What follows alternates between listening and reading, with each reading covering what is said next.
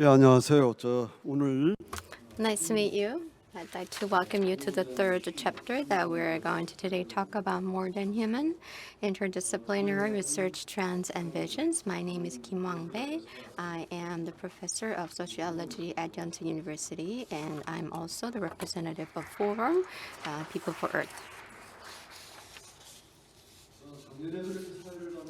I moderated for the chapter yesterday, last year, and then last year I was fine, but this year I am nervous. I think it's because in the part 1 and 2, I was able to learn a lot. Makes me reflect on the new knowledge. In the last section, that we're going to have two presenters and then two panelists. The first presenter will talk about modern human geography, Mr. Hwang Jin-tae. He is the assistant professor at Dongguk University. And he is a professor at North Korea Department. He has keen knowledge and interest in the inter-Korean relations. And also, he he researched a lot on geography, modern human geography. And another presenter is Professor Julia Sayeva. She is a Paler University independent researcher, and she will today talk about, do we need Earth jurisprudence? It means that I think she's going to talk about the re-envisioning human rights to accommodate nature. So she will talk about more than human law. And we are privileged to have panelists, Mr. Kim Jun-soo. He is the researcher at KAIST. Mr. Kim is well known to us. Professor Kim, actually, Research Kim has researched on the pigeons and also the lobsters in the nature. And also, we are privileged to have Mr. Kim Gon-woo. He is the professor of KIST. Professor Kim is majored in the science and technology and also the legal philosophy. He is interested in the commons, so we look forward to the presentations and also the discussions. I'd like to welcome Professor Hwang. Dr. Hwang is given 20 minutes. I wish that we could give some time to the floor so that we can have discussions. When you're ready, please begin. 네, 안녕하세요. 동국대학교 북한. Good afternoon. I am Hwang Jin-tae from the North Korean Studies of Dongguk University. Thank you very much for having me here today. The topic is the geography more than human. You talked about the Earth jurisprudence, and the more than human geography is something similar to it, so we would like to have some kind of discussion. What is the similarity and difference between the two disciplines? And probably we can have some synergistic impact in the future.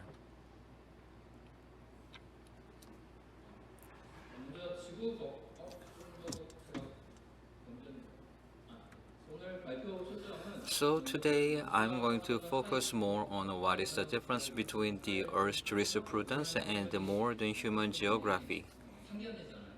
So this is the first meeting between these two disciplines. So modern human geography can be covered, however, I cannot cover all the researches about the modern human geography. However,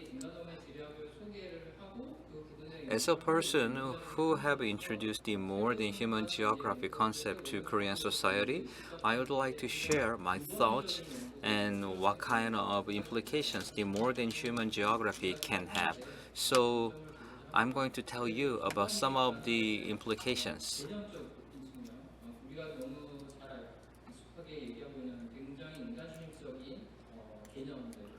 So there are some human-centric concepts like gentrification, state, or the Juche ideology of North Korea. And I want to explain how these concepts can be viewed from the viewpoint of more than human geography. We talked about the international level discussion, the governance and the law on the international level. However, from the geography perspective, I want to focus more on the region, something between the global and the national level. So I'm going to focus more on the regional level. That's why I can tell you that we can focus more on the middle range and how we can understand the conflict between the national states and the region. Of course, I can do some study about East Asia, but I want to focus more on the inter-Korean relations because I am working for the Department of North Korean Studies. I'm gonna bring up some of the topics like DMZ and the Korea Confederation, which was suggested as a unification model between the two Koreas. And I'm gonna tell you how more than human geography can cover this kind of topic. And maybe I'm speaking too fast. So let me slow down my speech a little bit.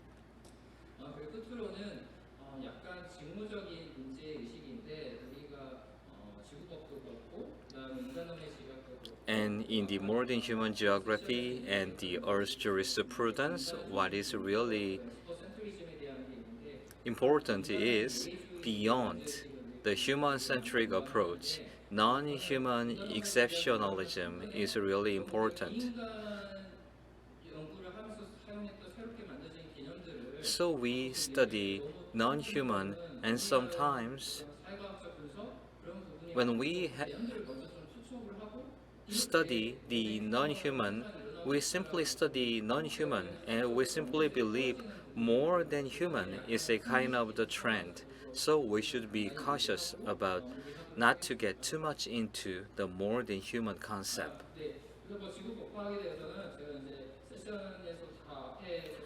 Earth jurisprudence has been fully covered. This concept has been covered in the morning session.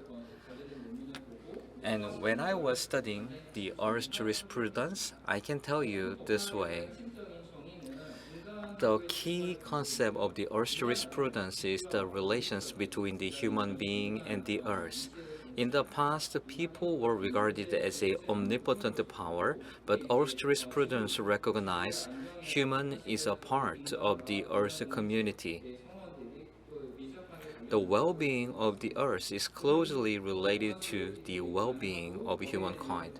We talked about the law and the governance, and human being is a part of the governance of the ecosystem. Dr. Park told us about the Earth jurisprudence.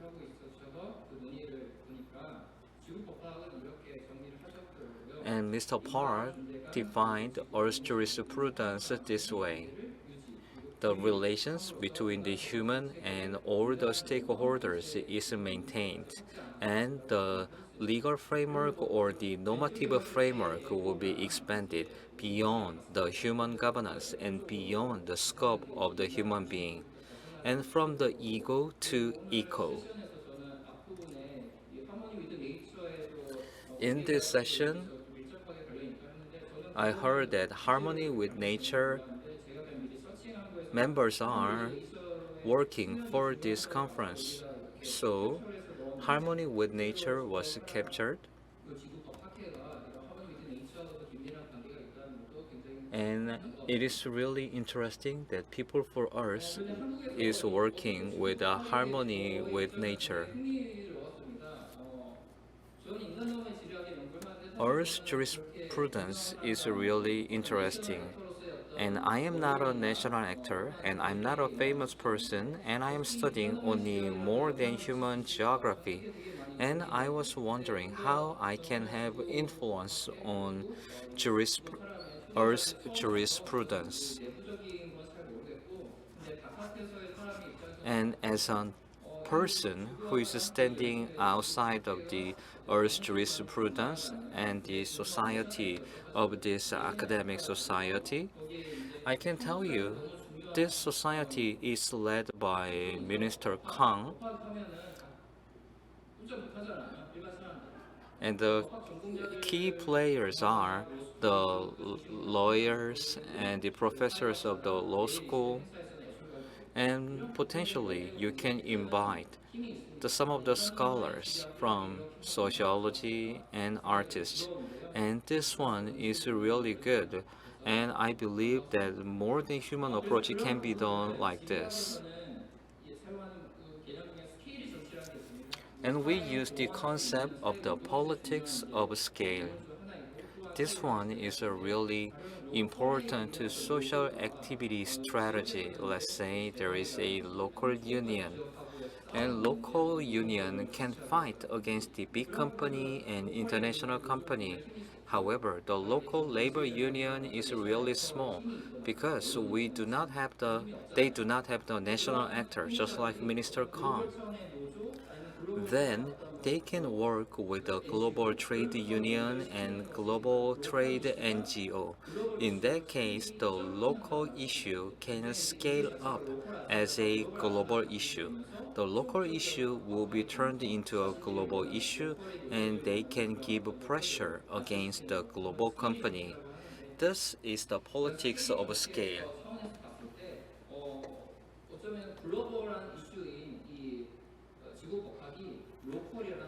Earth jurisprudence came into Korea, and usually the jumping takes place from the local to the global, but Earth jurisprudence has come into the Korean society. The global issue was brought to South Korea, and we can expand the concept in Korea. This politics of the scale is really successful. Many scholars are gathered here today, and many people are gathered here today, so I can say the scale jumping is really successful in Earth jurisprudence. Then what is the difference between the more than human geography and Earth jurisprudence? Yes, we have the common factor. The human and ecosystem are not separate from each other, and we want to understand the world in a comprehensive way. And sustainability is really important, and the governance is also important. This is the commonality between the two principles. The key difference between the two is this. Earth jurisprudence looks into humanity, nature, and they are handling some of the universal factors, rights, legalhood, and the legal rights. However, more than human geography is more in detail. What I mean is, rather than focusing on the common relations and common value, those who study geography focus more on object and the space. What is the relations between me and to the space, me and to the object? And how should I speak in front of the audience who are listening to me via the internet? So, more than human geography focuses more on micro object, the relations between the object and me, my pet and me, and what kind of affective relations can I have between me and the pet. That kind of unexpected or creative ethics is something that we are focusing on. Earth jurisprudence defines human being as a part of the ecosystem, and it is giving the message we should not exploit natural resources. Yes, that is the concept of the Earth Jurisprudence. However, the more than human geography is focusing more on the contact point between the human and the non-human object and non-human creatures. In that case, we can have a more peaceful relations. Professor Kim Wang-bae reviewed about the Earth jurisprudence.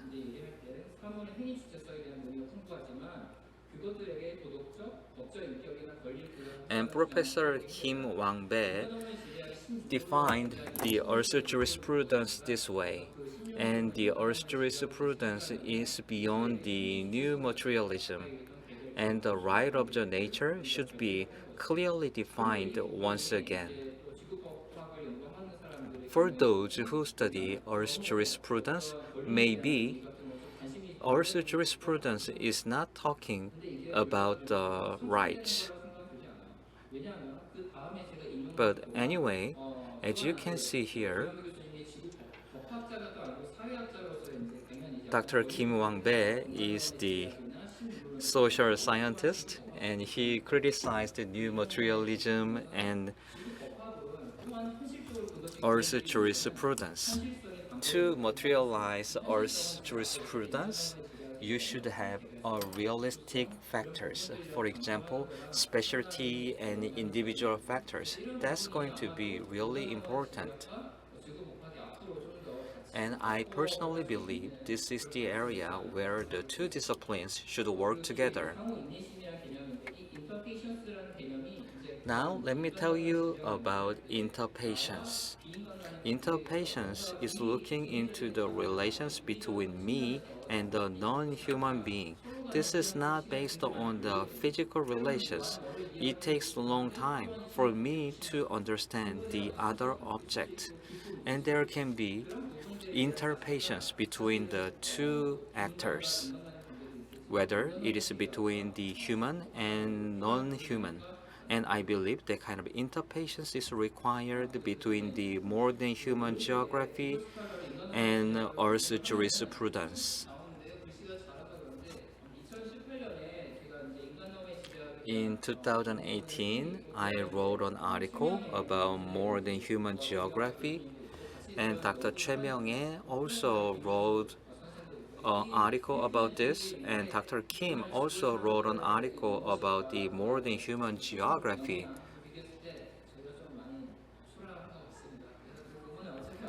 We have a small number of the scholars within the more than human geography. Probably we should nurture our power, and we should nurture more resources and the scholars in more than human geography, because in the Earth jurisprudence, there are many prominent scholars. More than human geography can be something new. Now, let me introduce this one. I wrote an article about the animal cafe. And animal cafe must be something new, and probably those who study Earth jurisprudence do not want to go this kind of the cafe. In East Asia, there is an animal cafe. I wrote this article along with my students when I was teaching in the Seoul National University. The animal cafe is covered this way by the Korean media. There is animal abuse. The animal cafe is like a hell to animals. And those who visit the animal cafe does not feel effective about the animals. So media is criticizing the animal cafe. However, more than human geography is not only focusing on the conflict, but we focus more on the compromise. From the well-being of the animal cafe should be abolished. However, we still have the animal cafe, and there are many within the East Asia. How we should understand their existence from social science perspective. So I visited there, and ethnographic research was made by visiting those animal cafes. Yes, they pursue the financial gain. However, the owner was not trying to exploit the animals. For example, the meerkat is digging the ground. However, you cannot dig the concrete ground, so they have the saw sand and then they are letting the meerkat do what they can do in the wild nature, and they provide some kind of best environment for the wild animals. So they are not simply abusing or exploiting the animal because they are trying to give the best environment for the animal and for the animal well-being. So once you go there, you can see the context is much richer than just covered by the media. What I mean is, when you go there, it is not always negative. And they also give a kind of the guardrail between the strong animals and the weaker animals to protect the animals.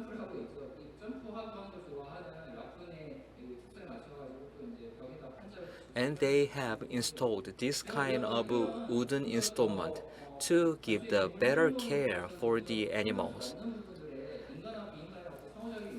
There is a certain reaction between human and non-human. To put it simply, you are exploiting the animal to get some financial benefit. However, this is taking place only in East Asia, and probably the East Asian people love animal more compared to other countries.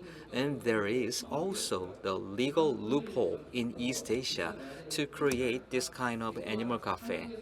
What I'm telling you is there are various factors for the existence of this animal cafe and whatever that may be. That is why, from the social science perspective, we should have the detailed analysis. That is the core of the more than human geography. I told you about the jumping between the global, regional, local, local to regional to the global. What we want to do is from the transition from the local to the region. The concept should be widely transmitted, and we need to focus more on the spatial characteristics of the inter-Korean relations, and that's something that I'm going to introduce for you today. First, state or the national state.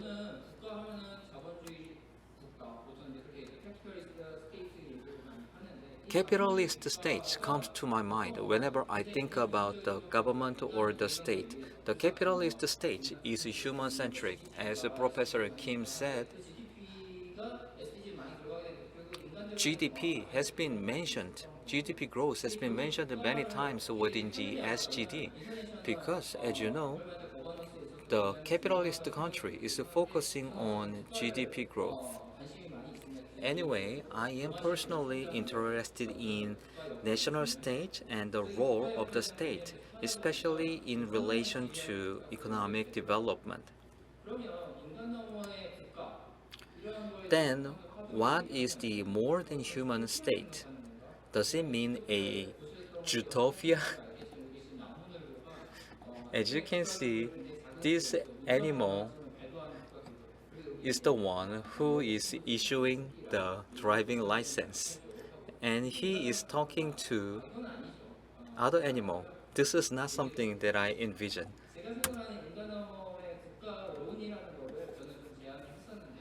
And I have proposed this kind of the concept, the state be more than human. And I cannot tell you about the accumulation strategy and the hegemony project. But I want to focus on the factor 1 and 2 and A and B. Accumulation strategy is about the economic development of South Korea, for example, and hegemony project is more like the propaganda or the slogan, for example, like the modernization of the modern nation. So these are the hegemonic projects what I mentioned. They are the form foundation of a national state, and they are legitimizing exploiting nature as a part of the resources. That is A1. Non-humans as a resource mobilized by the extant capitalism. non-human agency has become really important. You talked about the legal rights and the legalhood of non-humans, and you talked about the dolphins in Jeju Island. In the past, non-human has been very passive. However, non-human has become political animal, and how that kind of change will have impact on the politics in South Korea.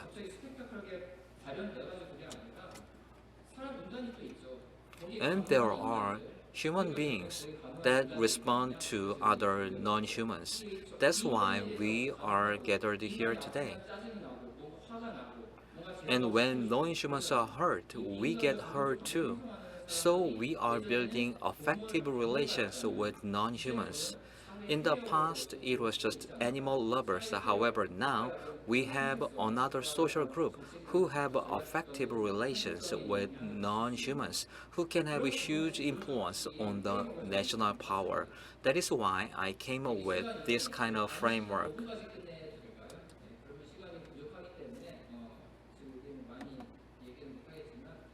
And in the interest of time, let me skip some of my parts.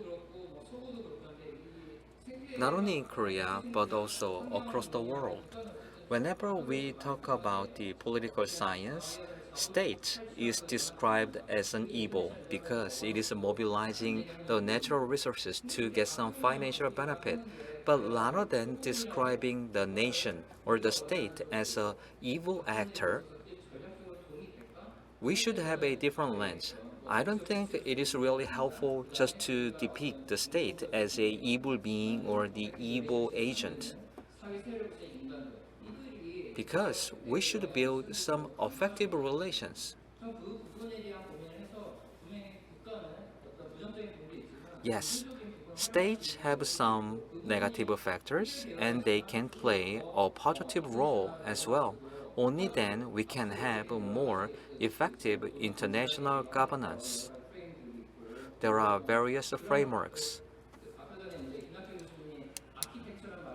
Professor Kim talked about the architecture, and if we want to keep the building of the governance, the states are like the pillars, and those states should be very robust and they should be kept as they are.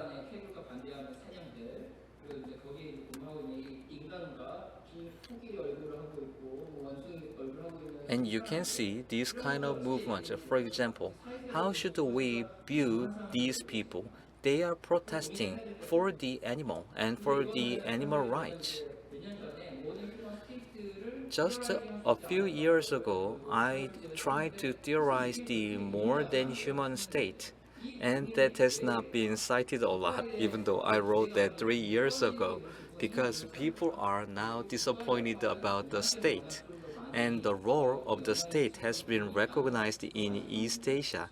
That is why I am interested in the power of the state. However, probably those who are in the Western world do not have any interest about the concept of state. 프로젝트를 여기 김주수 선생도 있고 인류학자들 We have anthropologists and we have Dr. Kim here, and we can have some multidisciplinary approach on this. 쪽도 같이 이제 좀 With the scholars in the East Asia, we can have more study about the more than human state. 관계에서 다시 모든 휴머나이징 된 And more than humanized governance model can be materialized in the future.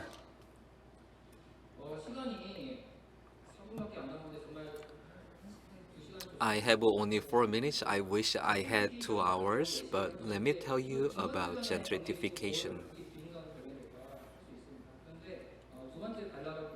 On the second paragraph, you can see there are some phenomena taking place in the Western world. The middle-income white people are coming in to the newly modernized world, and animals come with those rich people. There are hospitals for the pet, and there are parks for the animals. It's more like a apartheid. sometimes a certain human being will be excluded. In these dynamics during the process of the gentrification, we had a kind of the classification based on the gender and the race. However, now we are dehumanized and we sometimes become beyond the human because of the gentrification. 아파트 같은 곳이 최근에 이제 많이 이제 군충동 같은데 아파트 건설을 하게 되면서 거기에 오랫동안 있었던 고양이들이거든요. And there are cats living in the old town, and how the cats can be replaced along with the gentrification. 도시에 대한 인간음악의 권리 막 이런 논의들. And probably we can have a thought about the more than human rights to the city. 또한 이제 중요한 게 이거는 이제 가령 우리가 인간음악의 지리학이나 지구 We talk about the more than human geography, but we should think more about the human and non-human.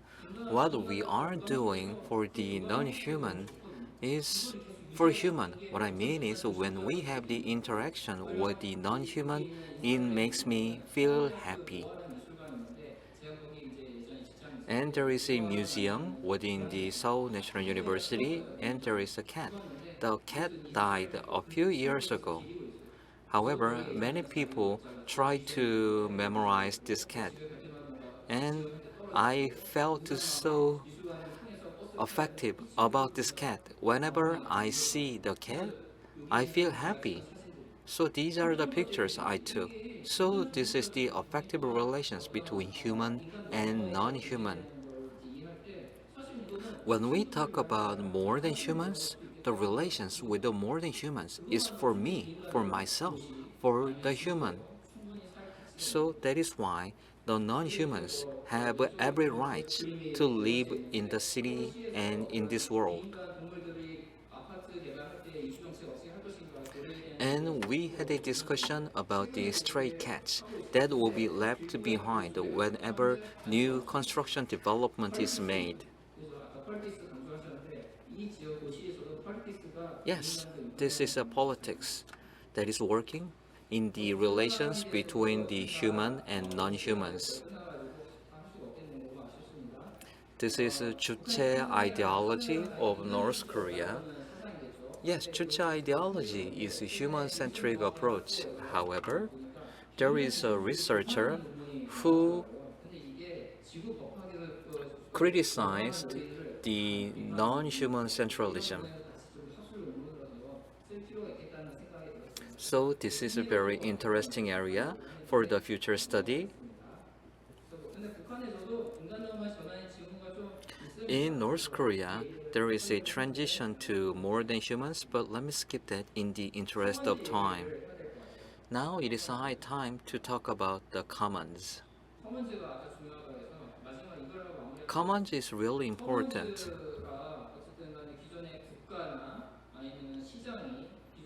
State, market can utilize the resources. However, they should utilize the resources in a sustainable way. However, because of the exploitation, we cannot be sustainable anymore. That is why many people talk about commons right now. To manage the commons, who can manage the commons? Is it human or the non-human? And within the more than human geography, we should think more about who should be responsible about the commons, the resources, community, institutions. However, we still have a question mark.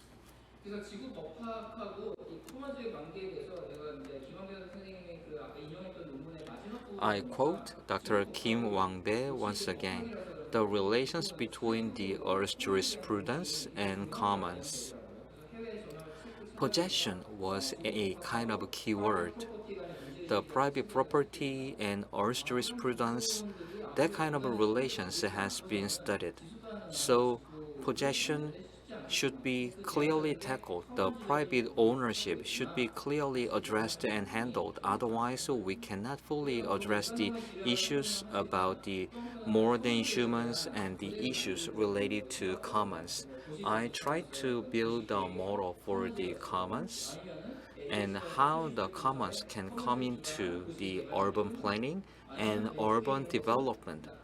On the left side, you can see what can be the governance for the core development, what can be the key strategy for the commons and its approach. Also, we came up with another commons that is coming from the renewable energy sources and how we can build the energy citizenship. And I have made a study from the macro perspective to micro perspective. We should build a really attractive model. However, from the academic area, we cannot do it and we are not able to do it. And from the policy sector, and they are trying to come up with a better model. And I believe that is the joint study area between the modern human geography and Earth Jurisprudence. That's it from me. Thank you very much. 예, 황 교수님 감사합니다. Dr. Huang, thank you. And we can have 2-day session along with Dr. Huang. That's really interesting.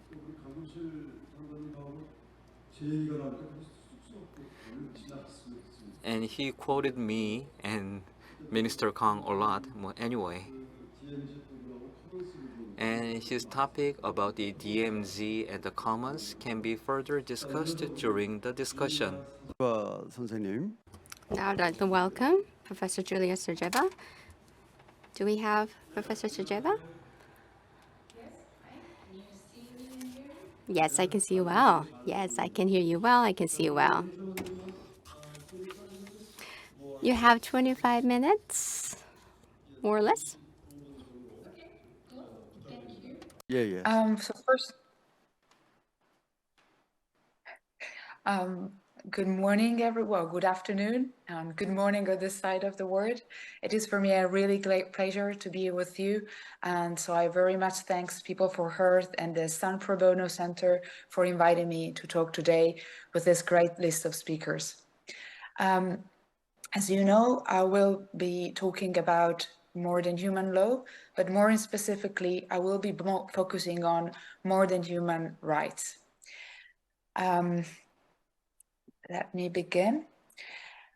As we all have, we all share this understanding in a conference like this, we find ourselves vis-a-vis a new imperative, which is the imperative to talk about the human and nature together, which is posed on us by the Anthropocene, whether we conceive it as a rhetorical idea or as an actually geological new epoch. While it is, of course, impossible to claim that in the past the two realms were separate or divided and kept completely one apart from the other, it is also true that the new epoch imposes on us to overcome the human nature dichotomy in a different way, abandoning once and for all the desire to keep them separate. I have decided to focus specifically on human rights in order to, well, face the many challenges of this new overcoming, of the need to overcome this dichotomy. Because human rights offer a very familiar, but at the same time powerful frame that is, according to many authors, very well suited, to promote an ontological revisioning, to imagine different ways to think the human environment interface. They are also very widespread in international law and national law and regional law. And they are therefore a very powerful instrument that we all are acquainted with. They are hence called to enter a new dimension, a dimension able to turn human rights into tools to face the challenges of the Anthropocene, rather than to actually perpetuate the same injustices of the Holocene. And here I'm trying to move with Professor Coates' request and call for adding new tools to the toolbox that we need in order to overcome the challenges of the Anthropocene.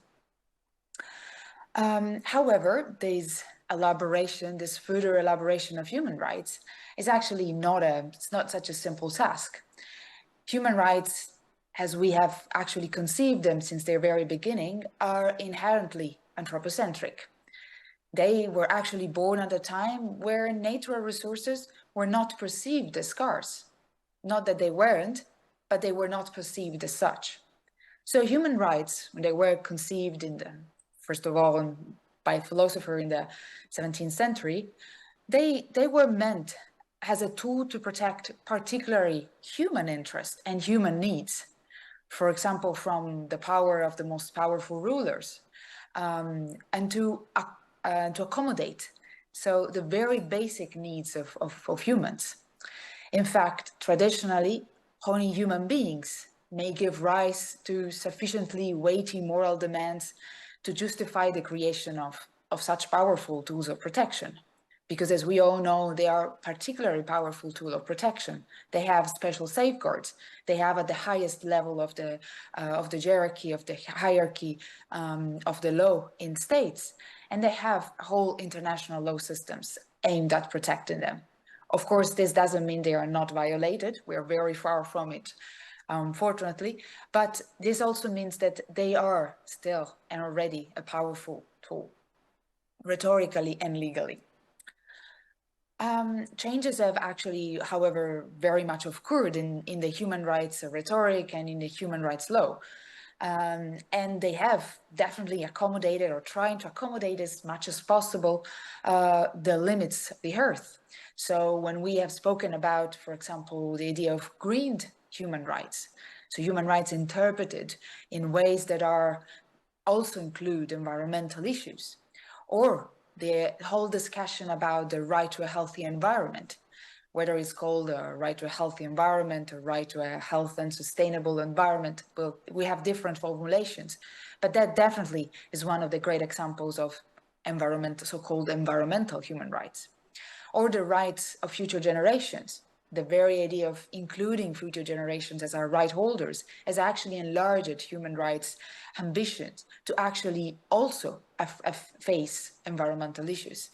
And of course, all procedural environmental rights that are related to them, such as, for example, the right to prior informed consent of indigenous peoples, but also of all citizens to be informed about what is actually going on with a new project or a new enterprise that might harm the environment. These are all great achievements for sure in the common protection of human interest as well as nature. And they well demonstrate the deep interdependence between human rights and nature's protection. However, human rights are still bound by their anthropocentric foundations.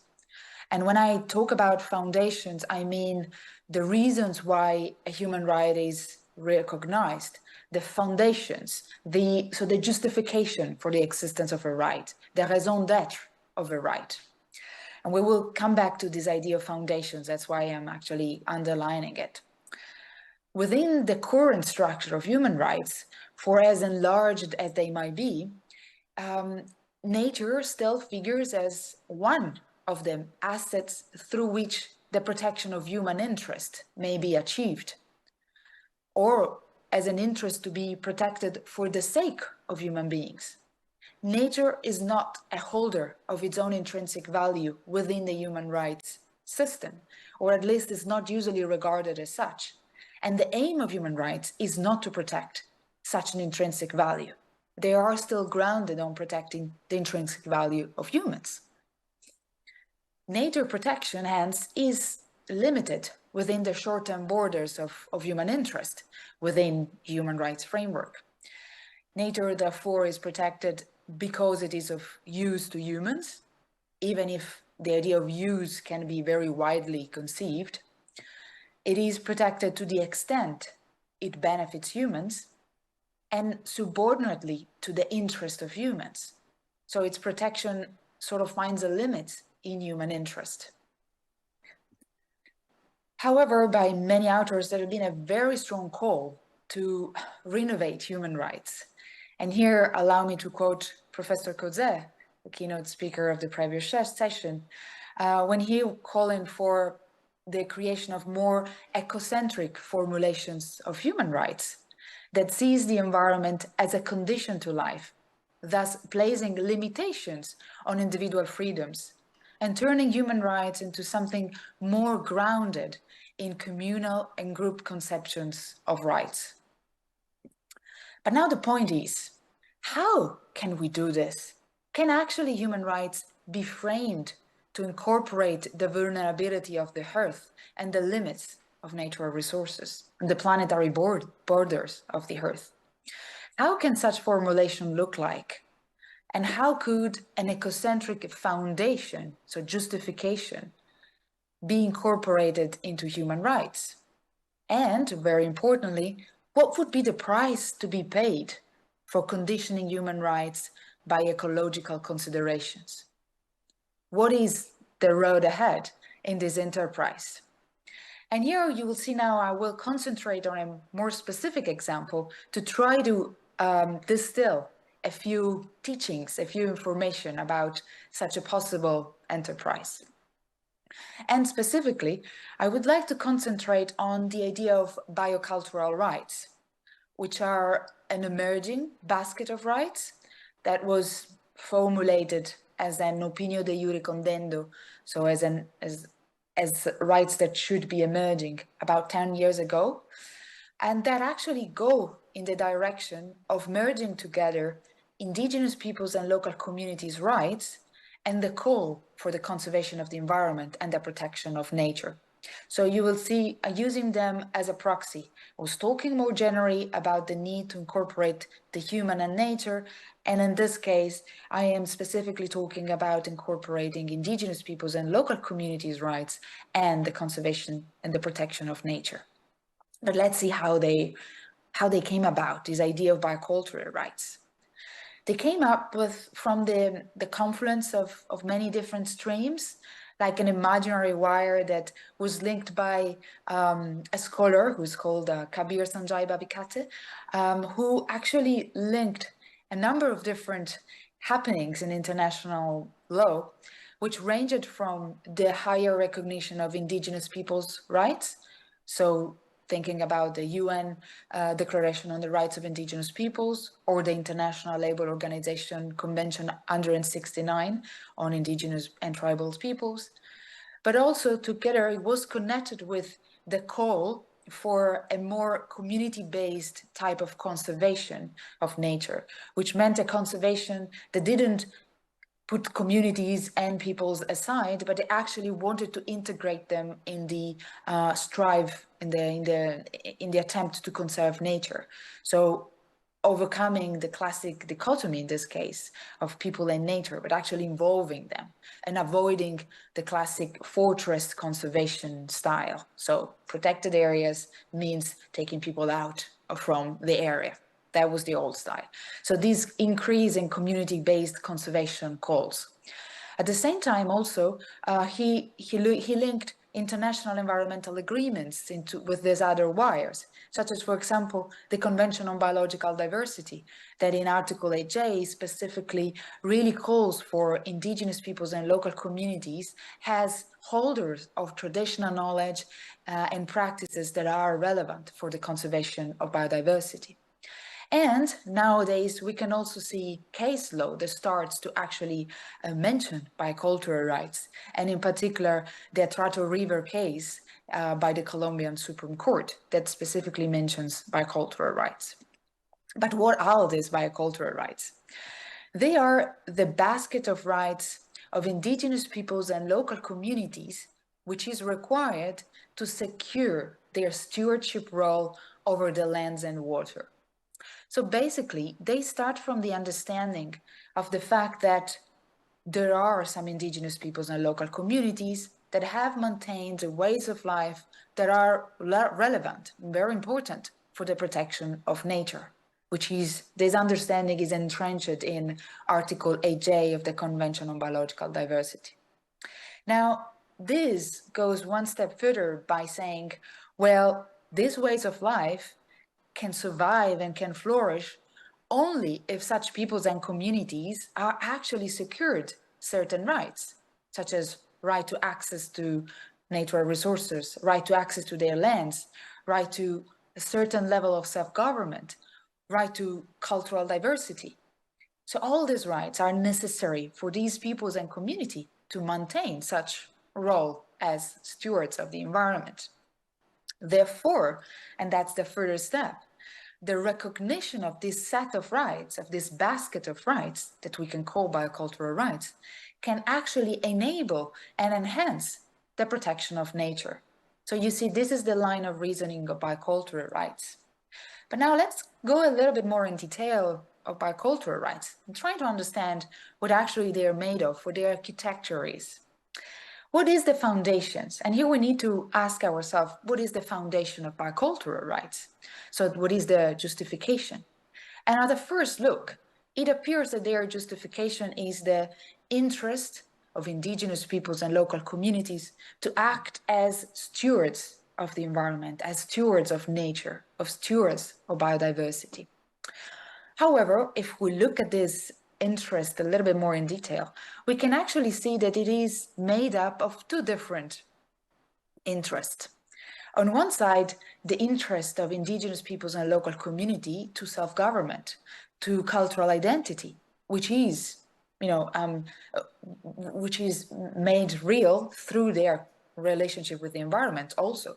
But it is grounded, this interest that we are here protecting is actually grounded or on indigenous peoples and local communities' intrinsic value.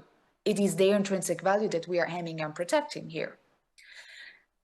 However, within biocultural rights, we have a second foundation that we can recognize, and it is the interest in the conservation of nature, in the protection of nature. And this, we can actually understand it as grounded, founded on the intrinsic value of nature. So what we find ourselves with is a set of human rights, biocultural rights are framed as human rights, that is grounded on a double foundation, which itself, a double foundation which is justified on the recognition of the intrinsic value of indigenous peoples and local communities, as well as the intrinsic value of nature, just like rights of nature are, which are grounded on the intrinsic value of nature and its recognition. But now let's see. So within this basket of rights, we will need to include such rights such as rights to land and natural resources, rights to self-government, right to cultural diversity, as well as all the procedural rights that are necessary to make these other rights real, such as access to justice or prior informed consent. But for these rights to actually be real, to be concretized, and for this protected interest to be really protected, we need to talk about the duties and the duty holders. So the protected interests that we witness are self-government, conservation of cultural identity, access to lands and natural resources of indigenous peoples and local communities, but also the protection of nature. Those are the protected interests that we are fighting for with the biocultural rights tool.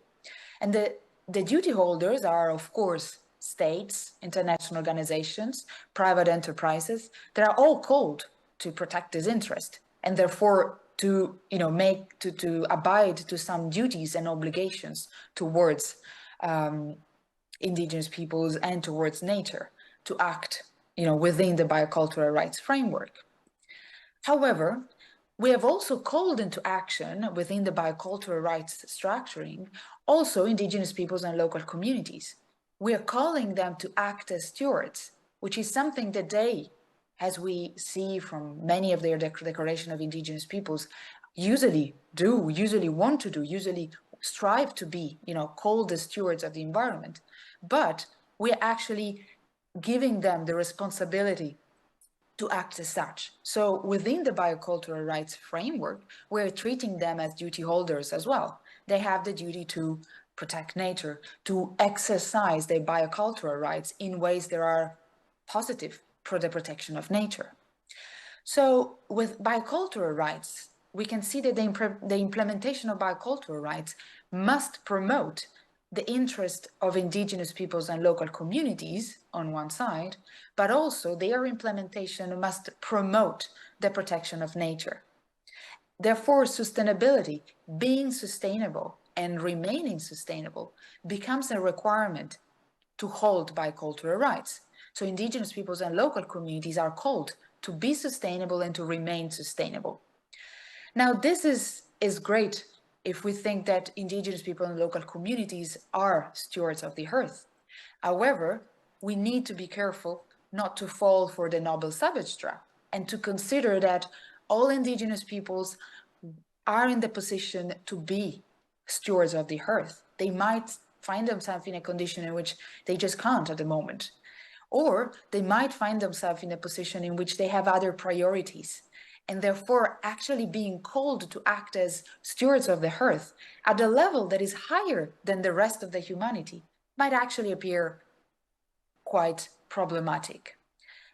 So falling for the noble savage trap would tell us they are always sustainable, they will always be sustainable. But actually, we need to recognize that they are holders of their own needs, desires, and wills. And therefore, we cannot construe them as, construct them as always pacific friends of the earth. Otherwise, it is an imposition from the outside. So now what we find ourselves with biocultural rights is a set of rights. There are rights with responsibilities towards nature. They are, in other words, environmentally conditioned human rights, which seems great for our purposes. They are what we were talking about as a first attempt to ecological human rights. However, we definitely, be keeping in mind the noble savage problem, the noble savage myth problem, we need to be careful. And actually, in the literature, after a first moment of enthusiasm about biocultural rights, there was a rise of the very politicized debate about indigenous peoples and the fact that they have indigenous peoples' rights. Indigenous peoples' rights are grounded on the intrinsic value of indigenous peoples and are not environmentally conditioned. Indigenous peoples' rights have been fought for very strongly by indigenous people's representatives to protect indigenous peoples, regardless of whether, and they don't entail their duty to be and remain sustainable. Of course, in many cases, indigenous people's rights are exercised through nature, through the living with biodiversity, through actually being stewards of the environment, but they don't require indigenous peoples to be so. And therefore, there was a strong call against the bicultural rights by saying, well, we're actually giving states a cheaper option. They can decide to recognize indigenous people's bicultural rights instead of by indigenous people's rights that are more powerful tools that we fought for. And therefore, they were perceived as a potential threat for indigenous people's rights. And because they basically made among most vulnerable and marginalized members of society bear the burden of protecting the environment, a burden that might be incorporated into their worldviews and practices, as many times it is, but that could at times also become unfair, especially if imposed by the state according to incompatible visions and understanding of environmental sustainability. So bicultural rights can definitely be useful in certain situations for indigenous people. So for example, when they are denied their indigenous status, they are denied their indigenous rights, they might use bicultural rights, to fight for a different types of, protection, which is better than nothing, but they should still be treated as the second best option for indigenous peoples. However, I wanted to look at bicultural rights because they can give us some teachings about the idea of ecological human rights. The first teaching is the fact that the structure of human rights is not intrinsically, but only traditionally anthropocentric. It can accommodate nature's interest within their very foundation. It's just that we are not used to create their architecture in this way. The second is the fact that human rights address needs and interests that can hardly bend to other considerations without the risk of very high trades-offs in terms of suffering, violated identities, and lost lives. So we need to be careful when conditioning human rights also to environmental considerations. They are to be accounted for, but human rights are a very specific tool that it's very important to protect basic needs. So biocultural rights could be taken as a starting point for the creation of new rights that welcome nature into their foundation, but that concern a wider group of people. So not just indigenous peoples, but actually, and this new idea of rights might not qualify as human rights, but actually as rights. So not fundamental rights. So they should not be there and substituting existing human rights, but actually being added to the different options that people have, requiring rights to their governments, to their local authorities, or to the international community. So we could try to move beyond bicultural rights, proposing a shift to focus on local communities, which were already included into the bicultural rights debate at the beginning, but they were not the focus of our discussion. So now let's bring them actually into the center and look at the local communities that are including, for example, non-traditional communities such as farmers or newly established eco-villagers or holders of sacred natural sites, or even engaged citizens. And recognize the fact that indigenous peoples are different subjects from local communities, because indigenous peoples have indigenous rights, local communities not yet. Local communities' rights at the moment are emerging in international law, and they are emerging as rights that are recognized precisely to those communities that do have a special relationship with the environment, which is in fact, we're talking about farmers' rights, or the UN Declaration on peasants' rights and other people working in rural areas, or pastoralist rights, or small-scale fisheries rights. These are all rights that are somehow related to the environment already. We could, and here I just I leave just a call. We could conceive these as rights for ecosystem services that could retain that there could be rights in return for protecting ecosystem services, for promoting conservation. There could be rights to property, including commons, to extra quota of natural resources, to seeds exchanges, to sacred natural sites. They should not be conceived as human rights, as I said, but as special rights to be obtained with a conditionality, only if you behave in a certain way.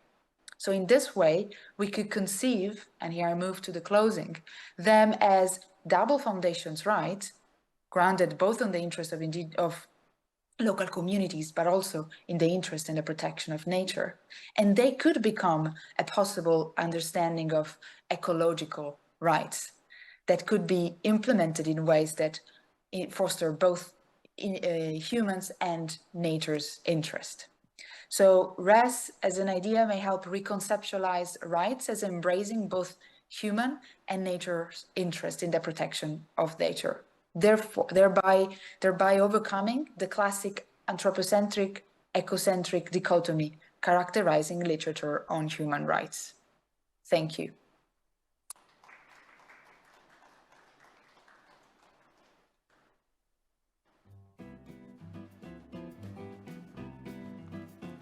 네, 감사합니다. Thank you very much. We were a bit overdue, so we have only 15 minutes left. So we can get into the discussion right away. I would like to invite the discussants and the speakers onto the stage.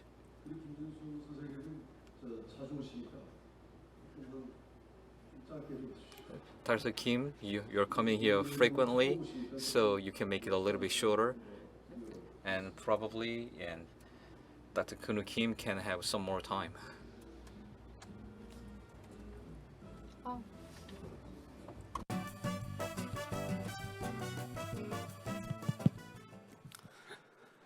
예, Thank you, Dr. Hwang. You have a lot to talk about, but you cannot cover all the presentations. But we do not have a lot of time today.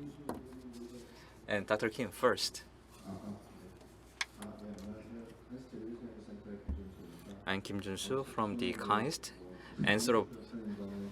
Anthropocene Research Lab, and I'm a researcher studying along with Dr. Kim, and also I'm studying with Dr. Huang. So I would like to tell you more about the relations between the modern human geography and also Earth jurisprudence, and how we can have the mid-range or the middle range between the two disciplines.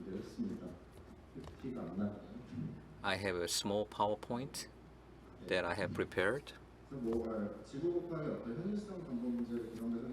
And Dr. Kim pointed out whether the Earth jurisprudence can be a realistic approach or not, and what kind of methodology that we can choose within the community of the Earth jurisprudence. The more than human geography is now trying to find out a better way to make the discipline more realistic, and how best we can understand the research topic and expand the research topic and the scope of the research. Dr. An is now leading the Biocracy Lab, and there is interrelations between the biocracy and biopolitics. So what matters is how the new politics should be defined, and whether there can be any prerequisite or whether there can be any further implications, and what kind of research should be made about the new ecological system or the new ecosystem.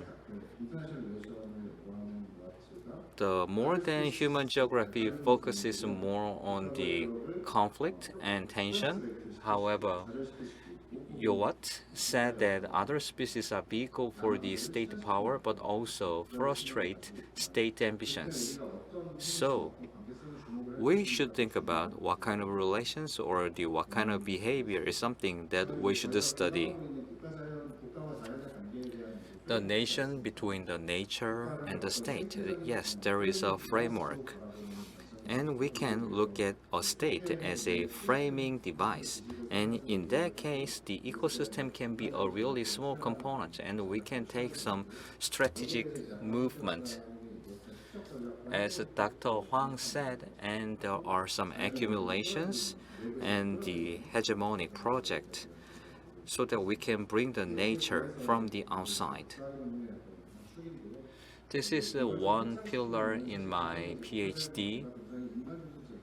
The state-nature formation was really anthropocentric state-nature. However, on the other hand, we can have a different ontology.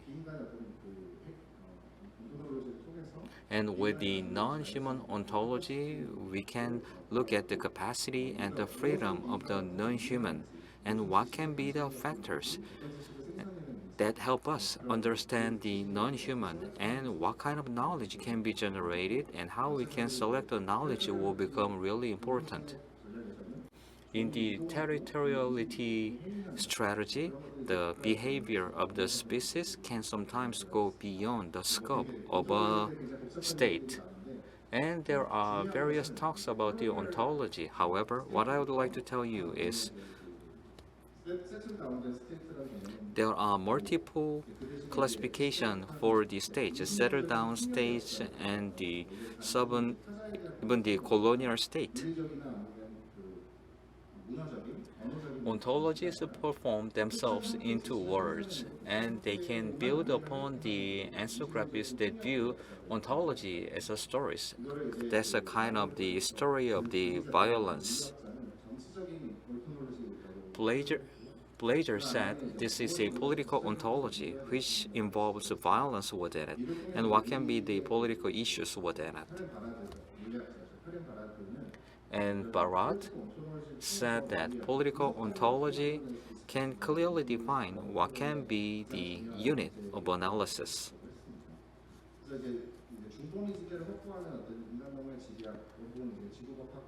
To have international relations politics, urban studies, and the critical border studies, we can look into some of the areas so that we can have the meso-level studies. Yes, international studies, urban studies, critical border studies. These are the key areas that we can take a look at from the perspective of the modern human geography. We didn't talk about the post-colonialism, and we can have some history viewpoint. You can see this lake located in China. The city name was Changchun, and that was the capital city for the Manchuria. They built trees to protect the lake. And at the time, to build this artificial lake, they had a huge ideology, and many people were working for this. And imperialistic projects were conducted to build this lake.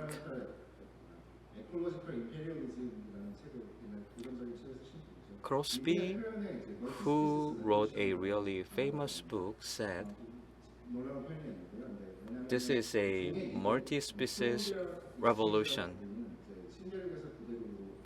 From the old state to the new stage, and from the old continent to the new continent, that kind of movement can be made, especially during the imperialism.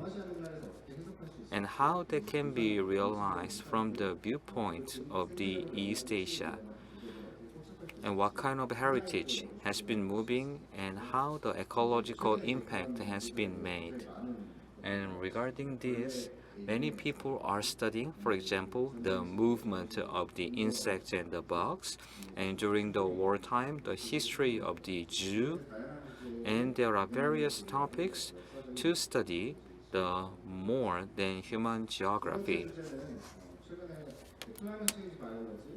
The second topic is climate change and critical conservation ecology. What I mean is, as Professor Kim and Professor Koje said, but actually this is a little bit different from what you presuppose. The Holocene ecosystem should be protected, and there must be political and the policy tools. Recently, many evolution has been made, and many of the biological changes were made. However, this cannot be framed into the Holocene viewpoint. You can see this book, Wildlife, which was written by the person who studied the laws and geography at the same time, and he reviewed 120 researchers who are working for the field ecology study, and he underlines the importance for new framework.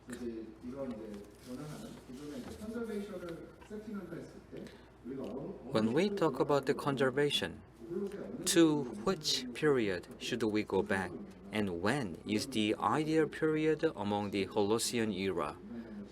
And that is one of the key studies of the more than human geography. And this is one of my research paper. And you can see the wasted water, and the water is now warmed. And when the water is warmed, a new species, the new fish, is now settling down because the water has been warmed. And this kind of tropical fish is now living in South Korea. The third topic is the movement of the species.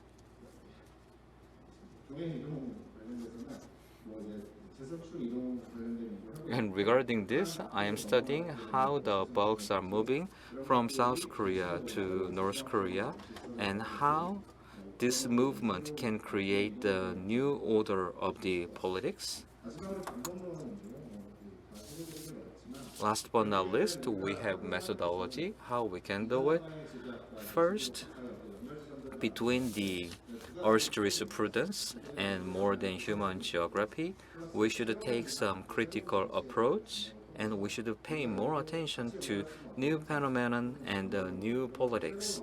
We should come up with a new theory, new language, so that we can have a better methodology. That's it from me. Thank you very much. 안녕하세요. 저는 김건우라고 합니다. Nice to meet you. My name is Kim Gon-ho.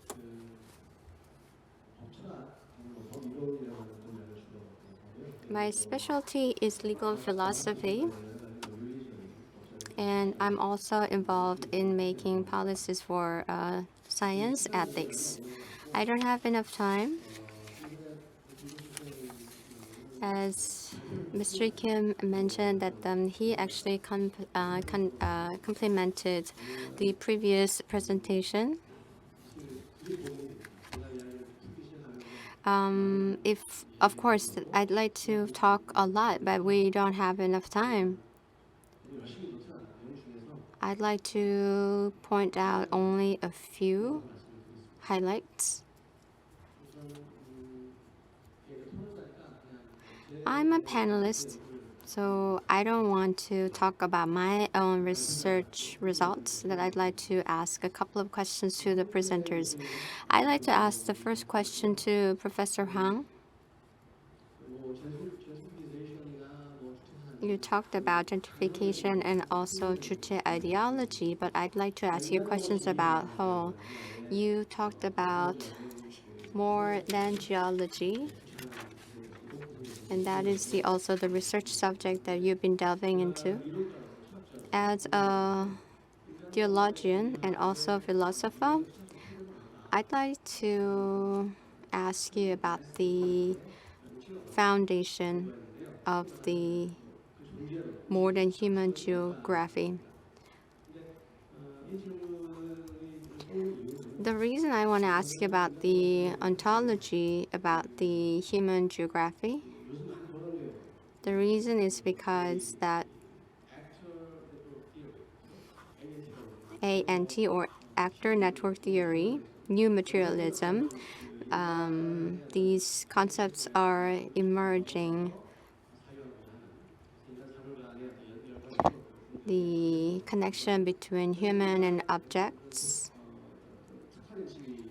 and this new movement refuses the privileged status of human beings. And I think more than human geography, your presentation is also part of the ANT. ANT is also part of the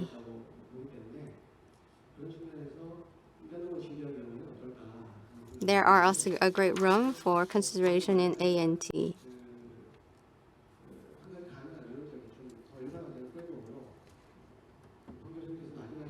Mr. Hwang mentioned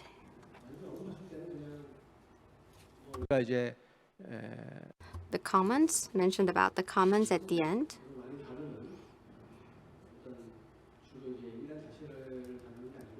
The commons are not necessarily dealing with humans only, but assets.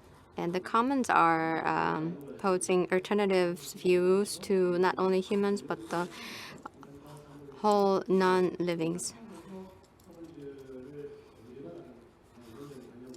But commons, to my understanding, is the concept that encompassing not only humans, but also non-living beings. So, Mr. Hwang, can you share your theoretical foundation about more than human geography? 시간상 속도를 내겠습니다. 사실 Okay, I don't have enough time. And Professor Sayeva? Should I call Professor Sayeva? Sayeva or Sajeva? Sorry for my pronunciation. We received your script, and initially your work was about do we need Earth Jurisprudence, and I was a little bit stunned because the article that we read and your presentation was a little bit different. So we were able to know the indigenous people and their rights, and then you put into new perspective, into cultural perspective. So thank you for sharing your new perspective on indigenous people and their culture.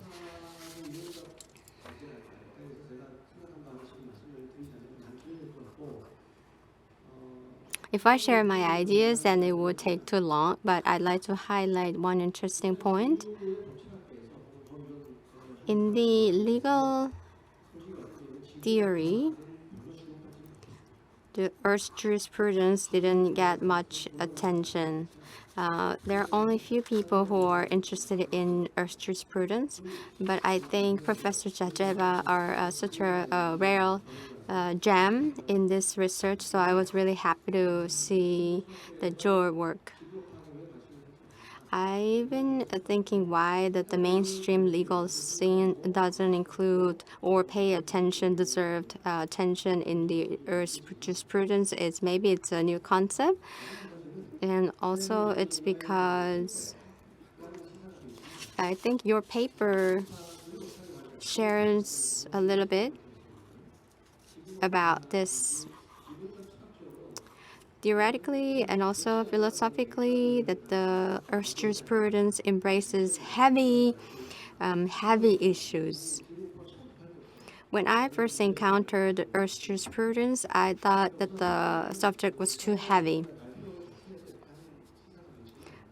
Your article elaborated a little bit on the difficulty or the heaviness of Earth jurisprudence. The discussions about the rights. The Earth jurisprudence is very destructive and it contains very significant implications. It has, it upholds the rights of nature, and it encompasses the rights not only for human, but also it also upholds the rights not only for the current generations, but also the future generations. So that the human-centric approach is transforming into nature-centered approaches. So that is very dramatic. But theoretically and also philosophically, there is a burden for us to elaborate the theory. So Collier or Thomas Berry pioneered the work. However, their theory framework is basically about the rights of discussions about rights. The modern system, they stick to the modern system, and they are expanding the subject and also the object. So metaphysical justification and the conceptualization, and that is the burden of Earth jurisprudence.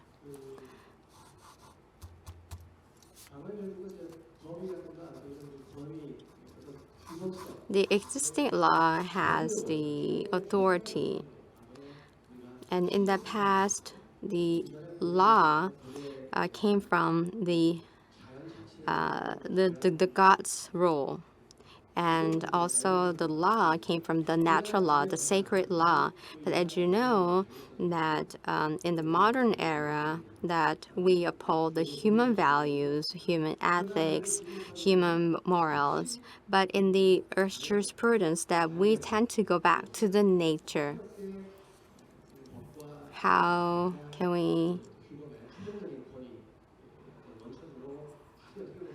we go back to, or how can we retrieve the authority of law, the glory of the past?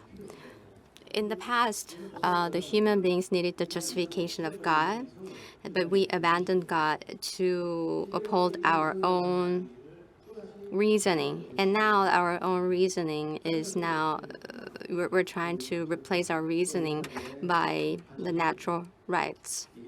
Sorry that I talked too long. So from the legal theory, in many discussions about the personhood and in the relationship between the subject and the object, that we are placing nature in the center. So the framework is in line with the existing framework. Since you are the legal theorian, I'm sure that you know what I'm talking about. And it's also shown as the conventional framework is because the law is based on the legal and the human activities, and this law is preempting the human practice. So law is a self-contained and autonomous concept.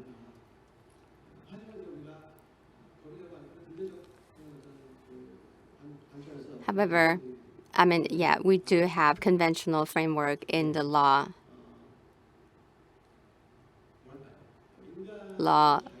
sector. The reason is because that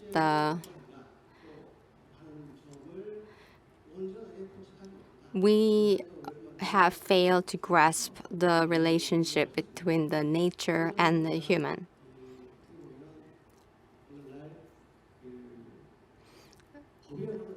Some presenters this morning talked about it, that the law is regulating human behaviors. Also, the human beings are creating legal frameworks. So we need to transform the legal frameworks. This is a very dramatic request. I said I'm going to make a brief comments, but actually it took longer than I thought.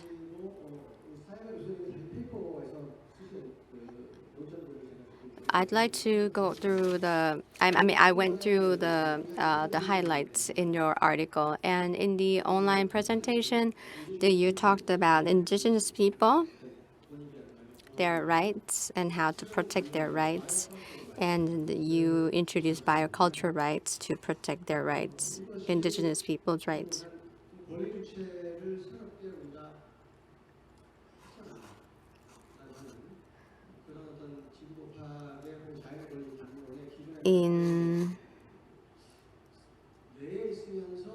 So we are actually encompassing more subjects to give rights. The question I'd like to ask Professor Sayeva is bioculture rights. How the bioculture rights are different from the existing rights. I think you mentioned at the end of the presentation. How can you tell me what's the difference between the existing ones and the natural bioculture rights?